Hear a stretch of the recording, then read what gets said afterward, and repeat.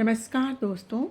आज मैं एक ऐसी स्पिरिचुअल बुक के बारे में आपके साथ बात करने जा रही हूँ जिसने दुनिया भर के लोगों को इंस्पायर किया, जिसका नाम है ऑटोबायोग्राफी ऑफ ए योगी, परमहंस योगानंद की आत्मकथा। मैं इस बुक को पढ़ते पढ़ते जो बातें सीख रही हूँ वही आसान शब्दों में आपके साथ शेयर करूँगी। अगर आपको स्पिरिचुअलिटी, मोटिवेशन और लाइफ लेसन पसंद है तो ये सीरीज़ आपको ज़रूर पसंद आएगी। मुकुंद लाल घोष का जन्म यानी कि परमहंस योगानंद जी, जिनका बचपन का नाम था मुकुंद लाल घोष, उनका जन्म 5 जनवरी 1893 को गोरखपुर में हुआ। वे 8 भाई बहन थे और उनके माता पिता बंगाली थे और धार्मिक प्रवृत्ति और संत प्रवृत्ति का वो परिवार था। अपने माता पिता के सानिध्य में सभी बच्चों का बचपन में ही धर्म ग्रंथों के साथ कटु मधुर परिचय हो गया था। अनुशासन की आवश्यकता पड़ने पर माँ रामायण और महाभारत से प्रसंगोचित कहानियों जो थी वह बच्चों को सुनाती थी। ऐसे अवसरों पर डांट और शिक्षा दोनों ही साथ साथ चलते थे। मुकुंद के पिताजी भारत की तत्कालीन बड़ी कंपनियों में से एक बंगाल नागपुर रेलवे में उपाध्यक्ष के समकक्ष पद पर कार्यरत थे। मुकुंद लाल को अपने शैशव काल से ही पिछले जन्मों की घटनाओं की याद आती थी। ये घटनाएं ऐसे क्रमिक रूप में नहीं बल्कि कुछ कुछ यादें, जैसे कि बहुत पहले एक जन्म में वे हिमालय में रहने वाले एक योगी थे और वर्तमान में भी उनका जन्म ऐसे ही परिवार में हुआ जो कि धार्मिक और संस्कारी था। उनकी माँ हमेशा गरीबों की सहायता के लिए तत्पर रहती थी। एक बार की बात है कि मुकुंद की माता ने उनके पिताजी की 15 दिनों में ही पूरे महीने की तनख्वाह खत्म कर दी थी, जो वे कहते थे कि अपनी सीमा में रहकर ही दूसरे की मदद करो। यानी कि जो मुकुंद के पिता थे वो कहते थे कि दूसरे की मदद करो लेकिन अपनी सीमा में रहकर। एक और घटना का जिक्र योगानंद जी ने अपनी इस किताब में किया है। जब उनकी माँ ने घर पर आई एक असहाय महिला के लिए 10 रुपये पिताजी से मांगे, तब पिताजी ने कहा कि 10 रुपये किस लिए, 1 रुपया ही दे दो, 1 रुपया ही देने के लिए काफ़ी है। पिताजी ने इसके साथ ही एक औचित्य समर्थन भी जोड़ दिया। पिताजी सुनाते अपने बारे में अपनी पुरानी बात सुनाते हैं कि जब मेरे पिताजी और दादा दादी की अचानक मृत्यु हो गई थी तब मैंने गरीबी को पहली बार अनुभव किया था। मीलों चलकर स्कूल जाने से पहले मेरा नाश्ता होता था केवल एक छोटा सा केला। कॉलेज पहुंचने तक मेरी अवस्था इतनी बुरी हो गई थी कि मैंने एक धनी न्यायाधीश से मासिक 1 रुपये की सहायता के लिए प्रार्थना की। उसने यह कहते हुए मना कर दिया कि 1 रुपया भी मूल्यवान होता है। ये मुकुंद लाल के जो पिताजी हैं वो अपने बारे में बता रहे हैं कि उन्होंने भी अपने जीवन में बहुत गरीबी देखी है। उस 1 रुपये के मना किए जाने को आपको कितनी कड़वी याद है। माँ के हृदय से तत्काल ही यह तर्क उभरा। ये शब्द माँ ने पिता से कहे कि 1 रुपया जब न्यायाधीश ने आपको मना कर दिया था तो आपको कितनी उसकी कड़वी याद है कि वो अभी भी आपको वो चीज़ याद है। क्या आप चाहते हैं कि ये महिला भी आपके द्वारा इन 10 रुपयों को मना किए जाने की वैसी ही दुखद स्मृति अपने मन में रखे जिनकी उसे तीव्र आवश्यकता है। तब पिताजी लास्ट में कहते हैं कि तुम जीती। पराभूत पति की सनातन भाव भंगिमा के साथ पिताजी ने अपना बटुआ खोला और कहा कि यह लो 10 रुपये का नोट और उस महिला को मेरी शुभकामनाओं सहित दे दो। के माता पिता दोनों ही लाहिड़ी महाशय के शिष्य थे। लाहिड़ी महाशय उनके गुरु बने। इसके पीछे भी एक कहानी है। अविनाश बाबू, जो कि बंगाल के नागपुर रेलवे के कर्मचारी थे, अविनाश बाबू अक्सर मुकुंद को भारतीय संतों की मन को तल्लीन कर देने वाली कहानियाँ सुनाया करते थे। एक दिन अविनाश बाबू ने मुकुंद से पूछा, अविनाश बाबू ने एक बार मुकुंद से पूछा कि क्या तुमने कभी सुना है कि किस असाधारण परिस्थिति में तुम्हारे पिताजी लाड़ी महाशय के शिष्य बने थे? तो मुकुंद ने ना में सिर हिलाया कि मैं नहीं जानता। तब अविनाश बाबू उस कहानी को सुनाते हैं कि तुम्हारे जन्म से कई वर्ष पहले मैंने अपने वरिष्ठ अधिकारी यानी कि तुम्हारे पिताजी से अपने गुरु का दर्शन करने बनारस जाने के लिए 1 सप्ताह की छुट्टी देने की याचना की थी, पर तुम्हारे पिताजी ने मेरी इच्छा का उपहास किया। उन्होंने कहा कि क्या तुम धार्मिक कट्टरवादी बनना चाहते हो? यदि जीवन में आगे बढ़ना चाहते हो तो अपने काम पर ध्यान दो।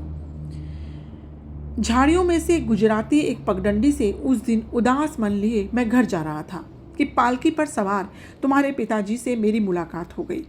उन्होंने पालकी और नौकरों को विदा कर दिया और मेरे साथ चलने लगे।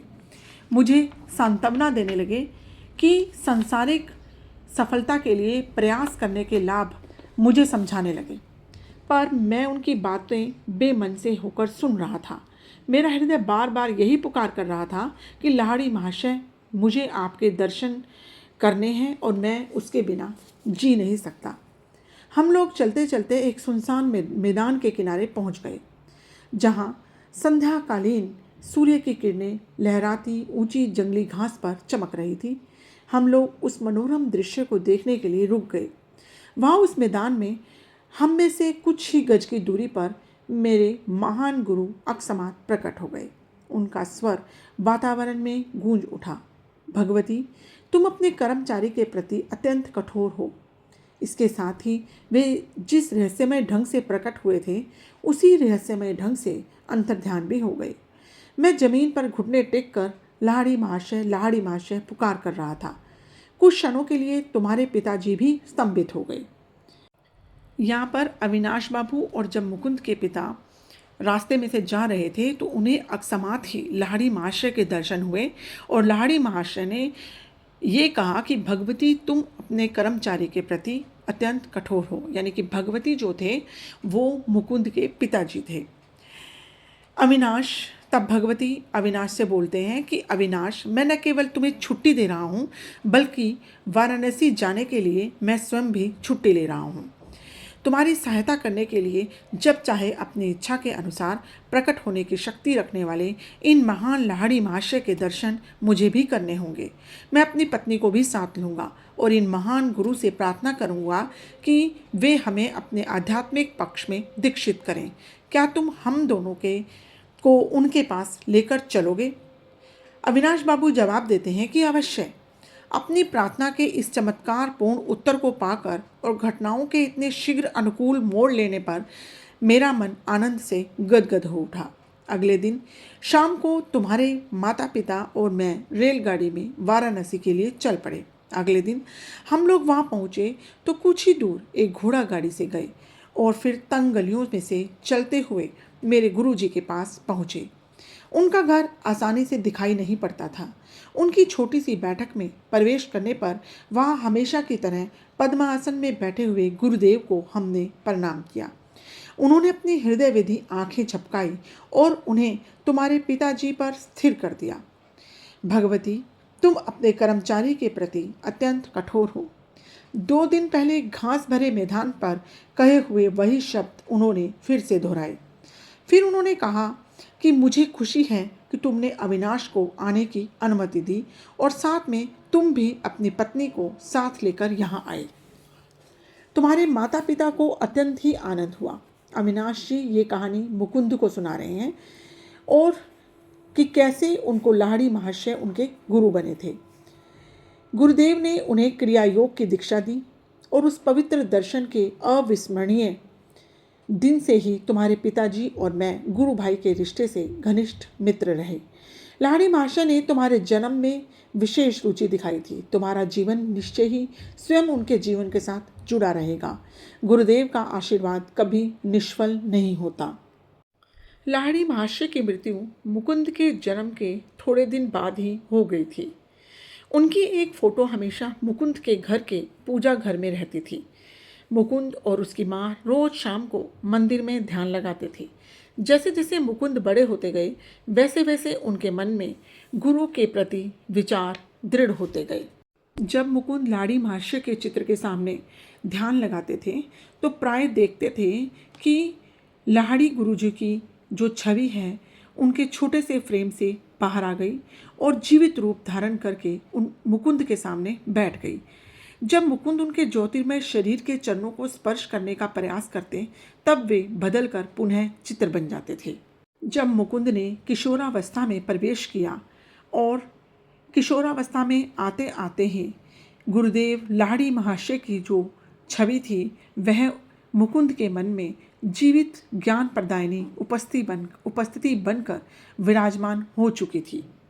जब भी कोई मुकुंद पर कोई भी मुसीबत आती तो वह लाड़ी महाशय की उस चित्र से प्रार्थना करते और वह उस उलझन से जो भी उनके जीवन में समस्या आती थी और जैसे ही वो प्रार्थना करते थे तो वो उनको मार्गदर्शन उससे प्राप्त हो जाता था। इसी तरह ही 8 वर्ष की आयु में लाड़ी महाशय की फोटो के माध्यम से ही मुकुंद को चमत्कारी स्वास्थ्य लाभ का आशीर्वाद भी प्राप्त हुआ। जब मुकुंद को 8 वर्ष की आयु में हैजा हो गया था और उनके बचने की कोई भी आशा नहीं थी तो मुकुंद की माँ ने लाड़ी महाशय की फोटो पर की ओर इशारा करते हुए मुकुंद को भी कहा कि मन ही मन उनसे प्रणाम करो। वे जानती थी कि प्रणाम करने के लिए हाथ उठाने की शक्ति मुकुंद में अभी बची नहीं थी। यदि तुम सचमुच अपनी भक्ति प्रकट करोगे तो अपने अंतर में उनका चरण स्पर्श करोगे तो तुम्हें जीवन दान जरूर मिलेगा। ऐसा माँ ने मुकुंद को कहा कि तुम मन ही मन लाड़ी महाशय जी की फोटो को प्रणाम करो। चाहे तुम्हारे अंदर ये शक्ति नहीं बची है कि तुम उनको प्रणाम करने के लिए उठो, लेकिन तुम अगर मन ही मन उनके चरण स्पर्श करोगे तो तुम्हें जीवन दान जरूर मिलेगा। तभी मुकुंद ने फोटो की ओर देखा और वहाँ आंखें चौंधियाने वाला प्रखर प्रकाश दिखाई पड़ा जिसने मुकुंद के शरीर और पूरे कमरे को अपने में समा लिया। मुकुंद की मिचलाहट और अन्य अनियंत्रणीय लक्षण जो थे वे समाप्त हो गए और मुकुंद स्वस्थ हो गए। आगे मुकुंद एक और घटना का वर्णन कर रहे हैं कि गुरुदेव के चित्र की महिमा से जब स्वास्थ्य लाभ उनको प्राप्त हो गया उसके थोड़े दिन बाद ही मुकुंद को एक प्रभावकारी दिव्य दर्शन हुआ। एक दिन प्रातः मुकुंद अपने बिछौने पर बैठे एक गहन दिवा स्वप्न में डूब गए। बंद आंखों के अंधकार के पीछे क्या है यह अनुसंधानात्मक विचार बड़े वेग से मुकुंद के मन में उभर आया। तत्क्षण ही मुकुंद की अंतर्दृष्टि के सामने प्रखर प्रकाश कौंध गया। उनके ललाट में विस्तीर्ण दीप्तिमान पट पर पर्वत गुफाओं में ध्यानस्थ बैठे संतों की आकृतियां छोटे छोटे चलचित्रों की भांति प्रकट होने लगी। तब मुकुंद ध्यान में ही उन लोगों से पूछते हैं कि तुम कौन हो, और वे कहते हैं कि हम हिमालय के योगी हैं। इस दिव्य उत्तर का आनंद वर्णातीत था। उनका हृदय पुलकित हो उठा। मैं भी हिमालय में आकर आपके जैसा बनना चाहता हूँ। दृश्य अंतर्ध्यान हो गया, परंतु रजत किरणें मंडलाकार में अनंत की ओर विस्तृत होती गई। यह अद्भुत आलोक क्या है? मैं ईश्वर हूँ, मैं प्रकाश हूँ। यह ध्वनि बादलों की सौम्य बुदबुदाहट जैसी थी। मैं आपके साथ एकाकार होना चाहता हूँ। यद्यपि वह ईश्वरीय आनंद क्रमशः क्षीण होता गया, पर उससे मैं ब्रह्म की स्थायी खोज की विरासत को प्राप्त करने में सफल हो गया। ईश्वर शाश्वत नित्य नवीन आनंद है। यह स्मृति मुकुंद के हृदय पटल पर इस अनुभव के बाद लंबे समय तक बने रही।